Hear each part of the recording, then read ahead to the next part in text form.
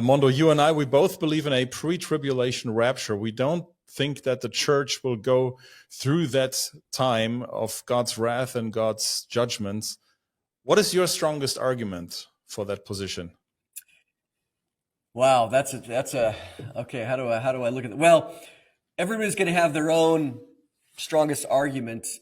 I think really, and I've done a full presentation on this, an hour long, which we don't have an hour, but I believe that Revelation 3:10 is one of the strongest arguments, where Jesus is talking to the church of Philadelphia, and he says, "Because you've kept my commands, I will keep you from the hour of trial that's coming upon the whole earth to test those who dwell on the earth." And so in my presentation, I unpack this from the Greek language, and the Greek does help you here. It's very, very specific. There's a lot of grammatical and syntactical considerations within the phrase itself. And so because of that, you have various things there. But I think Revelation 3:10, the other one, which honestly I think is probably the strongest as well, is 2 Thessalonians chapter 2. Because in 2 Thessalonians chapter 2, he had already written to them in 1 Thessalonians chapter 4 about the rapture. And then in chapter 5 of 1 Thessalonians, he had told them that, hey, I don't need to write to you about times and seasons. You guys know that it's not going to, the end time scenario, the arrival of the day of the Lord was not going to be a surprise to you all. But you are not appointed to wrath. And in fact, he says there that when they say, that's important, when they say sudden destruction, or when they say peace and safety, sudden destruction will come upon them. So they will not escape. So you have here this idea of peace and safety followed by sudden destruction, and this group is not going to escape. Well, I find it interesting there that in verse 9 of chapter 5, he says, "For we're not appointed to wrath." And the wrath of the day of the Lord. That's the whole context of chapter 5, verse 1, all the way to at least verse 10. In addition, in Luke 21, Jesus is describing I believe the rescue of the church in Luke 21, 34 through 36. And there he says quite clearly that don't be bogged down by dissipation. He said, but pray that you'd be in a position to escape.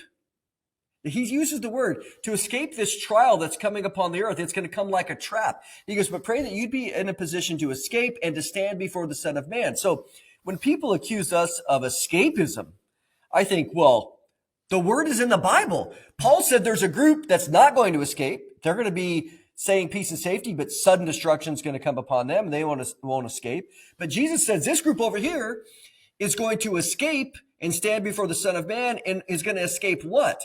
This time of trouble, that's going to come upon people like a trap. So if you put those two together, 1 Thessalonians 5 and Luke 21, they fit very, very perfectly. Both mention a group that's not going to escape and a group that is going to escape. A group that's going to be destroyed unaware, and then a group that is aware, and they're going to escape out of that situation. So when you take all of those with Revelation 3:10, and then you come to 2 Thessalonians 2, Paul is writing to the disciples there, again, the church, and he had told them, again, what he's told them in 1 Thessalonians 5, because in 2 Thessalonians 2:5, he says, hey, I already told you about these things, but he reminds them, hey, about our gathering to the Lord Jesus. He said, this is my paraphrase, why are you guys freaked out? He said, look, don't be shaken in your mind. Don't be freaked out as if I wrote a letter or there was a spiritual revelation, as if the day of the Lord has arrived. He said, don't you know that? He said, look around. Do you see the rebellion? Have you seen the Antichrist? And he says, come on, guys. If you haven't seen the rebellion or the Antichrist, then clearly you're not in the day of the Lord. So why are you freaking out? So the fact is, we need to ask the question, why were they freaked out? Because otherwise they would have been like, okay, here it is. Let's go. We got to tough it up. We have to survive. We're going to be here the whole time. Therefore, what Paul didn't do was to train them. Listen, guys, the Antichrist is coming. The rebellion's coming. You're going to see this, but I want you to hunker down. I want you to be strong. I want you to hang in there. That's not what he said. They were actually freaked out because somebody had told them that they were in the day of the Lord, because they were being persecuted. That's true. And so the persecution, the enemy came in, basically the devil came in and wanted to get them worked up because of the persecution. And Paul reminded them, hey, the day of the Lord isn't here. I already told you these things. You need to not be freaked out. So that right there tells you very clearly that they did not have an anticipation of being in the day of the Lord because of Paul's teachings. And so that is one of the strongest arguments, I think, for understanding that, again, we're not appointed to wrath. We're not going to see the Antichrist, and we don't have a manual for how we're going to do it. Because let's be honest here, okay? If we are going through the tribulation, okay, I can accept that. If that is true, then I need to act like a man. I need to pull up my boots and let's get ready, because it's going to be us against the Antichrist. And let's be honest, according to Daniel 7, according to Revelation 13:7, Revelation 6, Revelation 7, look, most Christians, most believers in the time of the tribulation are going to die. They are not going to be protected. Let's just be honest. That's why when Jesus says, I will keep you from the hour of trial, Revelation 3:10, some people say, well, Jesus is going to protect us. See, he's going to protect us through. Well, it doesn't say through. It's not the word dia in Greek. It's kept ek. It's kept out of. But the fact of the matter is, let's be honest, that's a contradiction. They interpret that as saying Jesus is going to protect us through the tribulation. That is simply not true. Most Christians, most believers are going to die during the tribulation.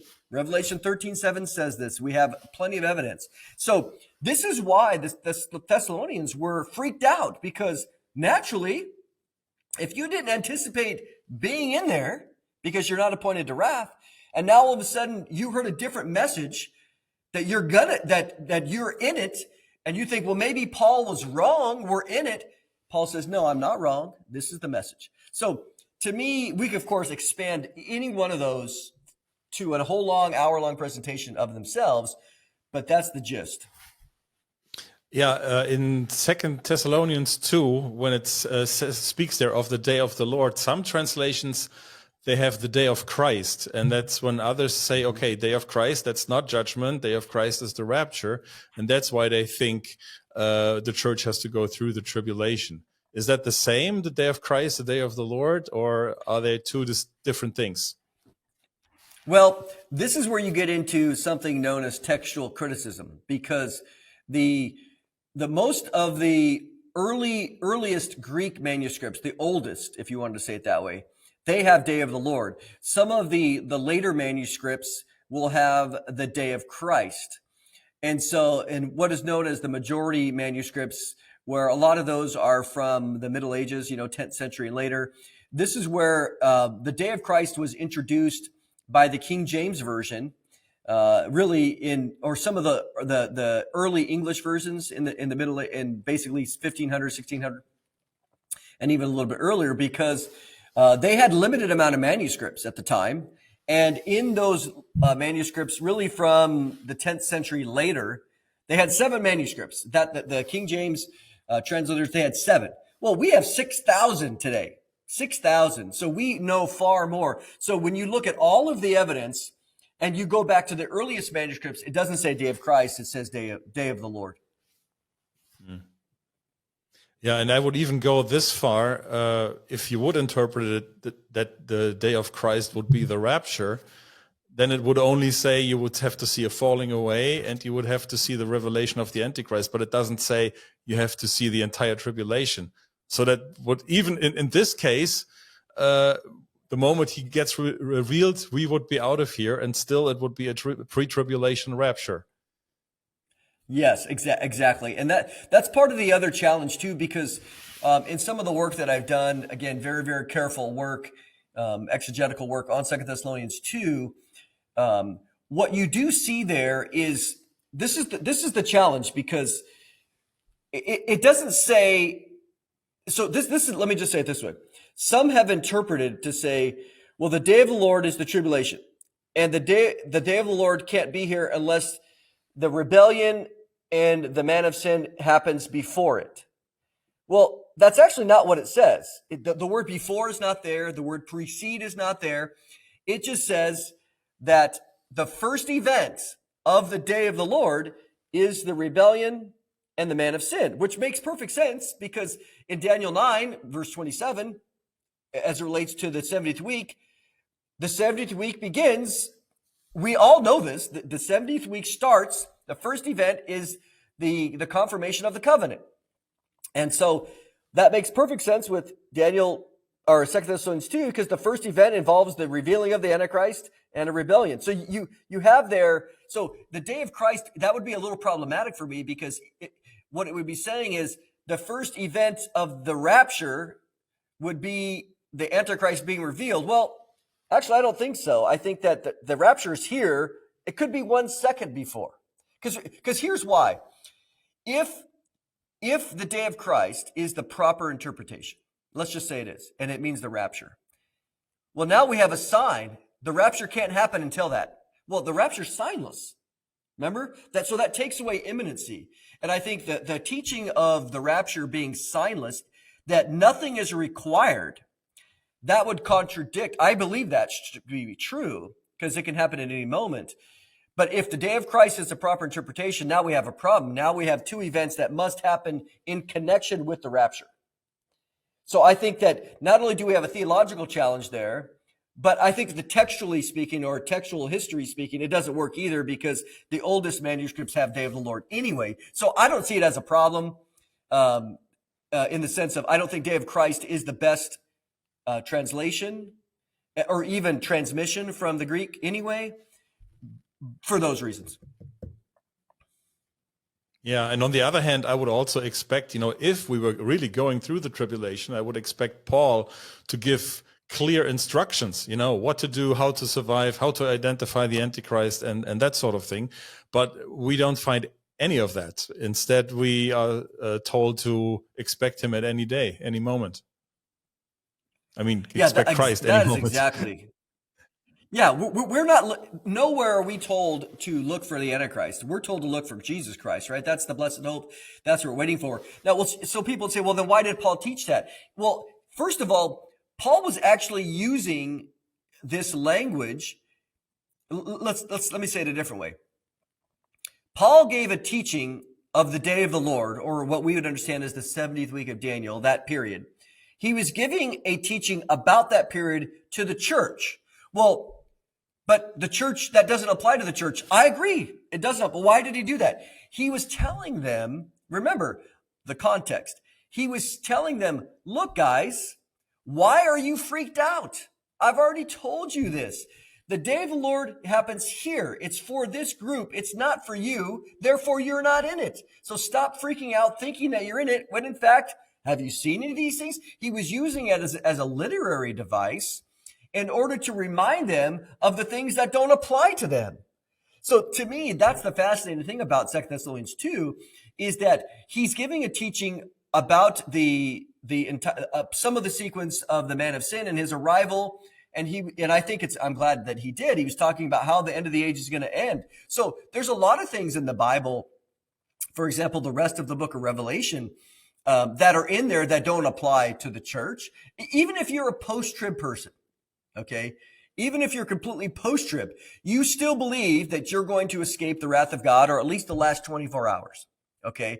Well, why did God write about Revelation 19 and the return of Jesus and then the millennial period, or even the return of Jesus? Why did he write about those things if it didn't apply to even the church being there for 99% of the tribulation? Well, God is thorough. He gave the complete history in advance, even though it might not directly apply to the church, or even for a post-trib person, we go, well, that doesn't really apply to us because we're out of here for at least 24 hours. Okay, so they go up and they come back down. So there's no doubt the Bible gives a lot of information that sometimes doesn't apply to everybody in every situation, but God is providing an overall framework of the entire 7-year tribulation, the book of Revelation, etc. Even though, again, in Revelation itself, chapters 2 and 3 are all written specifically to the churches. Well, and the rest of the book, basically chapter 6 on, doesn't affect the church. That's why the word church doesn't appear anywhere in chapter 6 all the way through. Yeah, but then there are others who would come to Revelation chapter 7. Let me just pull this up here So I can quote this. And there is this great multitude that no one can count. And then it says there, Revelation 7, verse 14, these are they which came out of great tribulation and have washed their robes and made them white in the blood of the Lamb. Now, then they would say, well, tell that a pre-tribber. Here we have the church going through the tribulation because they come out of the tribulation. How would you answer that? So I think as always, I discovered something a little while ago, which I thought was pretty interesting. And that is, I was doing some research, as you do. And in Revelation chapter 7, let's go a little further. Because which verse did you read? 14. Okay, 14. Perfect. Yeah. So it says here that these are the ones coming out of the great tribulation. Okay. So what people can look at here, I encourage them to test me on this. If you look in the Greek, it has this idea. These are the ones that are continually coming out of the great tribulation. Okay. It's not a singular one time, all of a sudden, boom, here they are. Basically, you have a group of people that is continually being added to. These are the ones that are continually coming out. Well, how do they come out? Well, we know how they come out. They come out through death. Okay. So again, what do you have here? You have a massive amounts of martyrdom. Okay. These are, now let me step back for a moment. So let's help solve some puzzles. Let's just for the moment believe in the pre-trib. So the church is taken out, boom. Well, we know that immediately after the church is up, that God saves the 144,000. He sends the two witnesses. And so there's evangelism going on. We call them the two witnesses based on Zechariah 4 and other passages, Revelation 11. So they are going to be witnessing, and then people are going to be getting saved. There's no doubt that we know that people who have heard the gospel all their entire lives, and all of a sudden the church is gone, even those that are maybe in the church that are unsaved, they're going to come to a place of salvation. So now we have a new group of people, not only Jews being saved, but Gentiles being saved. Okay. And we also know that through that, there's going to be lots of people, again, coming to salvation. So this is why theologians have called these the tribulation saints. These are the tribulation believers. We don't necessarily call them the church because that could be confusing, but they're saved through Jesus Christ, of course. But they're saved. So you have a group of people saved that according to, we skipped Revelation 6, but in Revelation 6:9, you have other martyrs that are dying early on.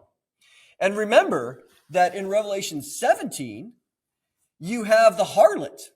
The harlot is this false religious system that is feasting on the blood of believers during at least the first half. So you have martyrdom, massive amounts of martyrdom happening. Again, Jesus is not protecting these people. He's not protecting the church. I guess let's define protection. Revelation 3:10, I will keep you, I'll protect you. Again, we can go back there and unpack that. But okay, but let's keep it in context here. So the reason I brought that up is you have in Revelation 7:14 and 15, this massive group or this great multitude, which is always distinguished from, for example, the 24 elders, as an example, which I believe the 24 elders are representative of the church. That's a whole nother story. I wrote an article on this on our website at prophecywatchers.com. Under articles, you can find that there. So we won't go into that. But notice, this is what I was looking at, is every group, the post-trib, the mid-trib, and the pre-wrath group, they all say that believers will not experience the wrath of God. Okay? They just have different definitions of when the wrath of God is. The mid-trib think that the second half is the wrath of God and the rapture is going to happen there. The pre-wrathers believe basically 3/4, the rapture is going to happen, and then the church, the believers escape the wrath of God. The post-trib people, the wrath of God is 24 hours. There's a rapture. So no believers are in the wrath of God. Well, what's interesting about that, what about the pre-trib group? The pre-trib position is the only position that says that the church escapes the wrath of God, but that the believers who get saved after the rapture will experience the wrath of God. And let me give you, so we're very unique in that we say, no, it's only the church. The promise was to the Thessalonian church in 1 Thessalonians 1:10 and 1 Thessalonians 5:9, you will not experience the wrath of God. In Romans 5:9, I think that's talking about the eternal wrath. So that's not the eschatological wrath. Okay. But notice what we see in Revelation 7. I'll just keep reading. It says, therefore, they are before the throne of God, and they serve him day and night in his temple, and he who sits on the throne will shelter them with his presence. Now, he begins to describe these people that have been coming out of the Great Tribulation, right? It talks about what they used to experience. They shall hunger no more, neither thirst anymore. This is the key. The sun shall not strike them, nor any scorching heat. For the Lamb in the midst of the throne will be their shepherd. He will guide them to springs of water, and God will wipe away every tear. The key is verse 16. They'll neither hunger. So what do you have? During this time period, these believers are hungering, they're thirsty, and the sun is striking them, and scorching heat is striking them. Well, if we go to Revelation 16, which we don't need to, people can look this up for themselves. If you do a word study of the Greek words there, scorching heat and striking them, the heat striking them, it only appears here and in chapter 16. It's very specific Greek words. They appear here and in Revelation 16, verses like 8 and 9. Well, what's 8 and 9? Those are the bowls of wrath. What's my point? Everybody says that the bowls of wrath are only going to be applied to unbelievers. Remember, all those other positions say believers don't experience the bowls of wrath. That's God's wrath. We're spared from that. According to the Pretrib, we say no. Believers, the tribulation saints, are going to experience that. They're not promised deliverance from that. Only the church is. That's why they're raptured out.